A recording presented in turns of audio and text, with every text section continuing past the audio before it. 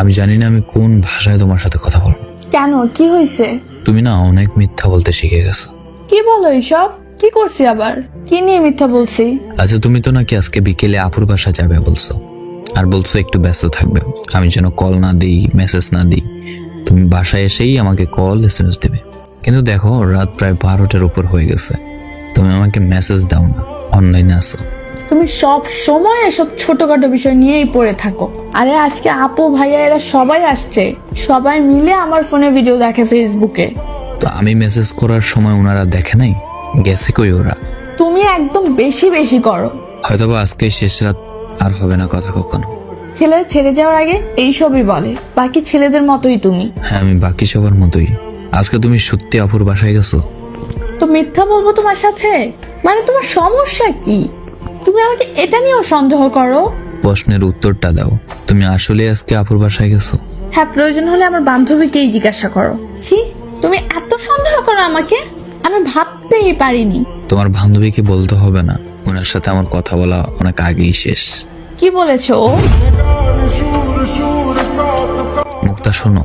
বলেন ভাইয়া। আচ্ছা, রাইসা আজকে কই গেছে? কেন? বলো প্লিজ। ও নাকি ওর বোনের বাসায় গেছে। আগে যে কোনো জায়গায় গেলে ও আমার সাথে কথা বলা ছাড়া থাকতে পারতো না, কিন্তু এখন ও ওর বোনের বাসায় গেলেও নাকি আমার সাথে কথা বলতে পারবে না। কল দিতাম না, মেসেজ দিতাম না, এসব বলে। ভাইয়া, আপনাকে আমি আর মিথ্যে কথা বলতে পারবো না দিনের পর দিন। আমাদের ফ্রেন্ডশিপ নষ্ট হয় হোক, তবে একটা ছেলের জীবন তো বেঁচে যাবে। রাইসা আসলে আজকে ওর বিএফের সাথে দেখা করতে গেছে। বিএফ মানে ও রিলেশন করে অন্য কারোর সাথে? জি ভাইয়া, ও আমারে মানা করতো এসব যেন না জানে আপনাকে, কিন্তু বেশি বেশি করতেছে। আমিও মিথ্যাবাদী হচ্ছি আপনার কাছে, আর পারছি না ভাইয়া।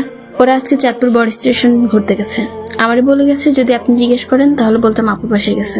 আচ্ছা, ছেলেটা কোথাকার? চাঁদপুরেরই, হাসান আলতে পড়ালেখা করে। মুক্তা যখন সব বলেই দিয়েছে, তাহলে আর লুকানোর কিছু নেই। তুমি আমার জীবনটা শেষ করে দিছো, পুরো জাহান্নাম বানাই দিছো এই 1 বছর 7 মাস। আমি আর পারতেছি না। তুমি কোথাও ঘুরতে যেতে দাও না, কোথাও ঘুরতে নিয়েও যাও না। তুমি সামান্য আমাকে বৃষ্টিতেই ভিজতে দাও না, বাকি সব তো বাদ দিলাম। আমি মুক্তি চাই, আমার মুক্তি দাও। ঠিক আছে, তোমাকে আমি মুক্তি দিলাম। তুমি যেখানে সুখ খুঁজে পাও সেখানে তুমি চলে যাও, আটকাবো না।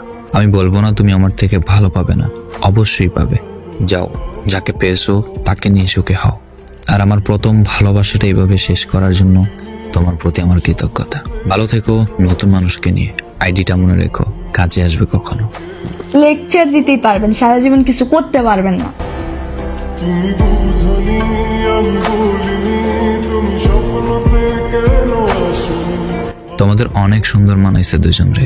ছেলেটার অনেক ভাগ্য, তোমাকে মোনাজাতে চেয়েও পাইনি, অথচ ছেলেটা না চাইতেই তোমাকে পেয়ে গেছে। তোমার সাথে আমার যায় না, আমাকে ওর সাথে মানায়, আমার বান্ধবীরা সবাই বলে। এই ক্ষেত ছেলেটার জন্ম নেওয়াই পৃথিবীতে সবচেয়ে বড় অপরাধ। আর বলতে পারছি না কিছু, চোখের পানিতে মেসেজ করতে পারছি না।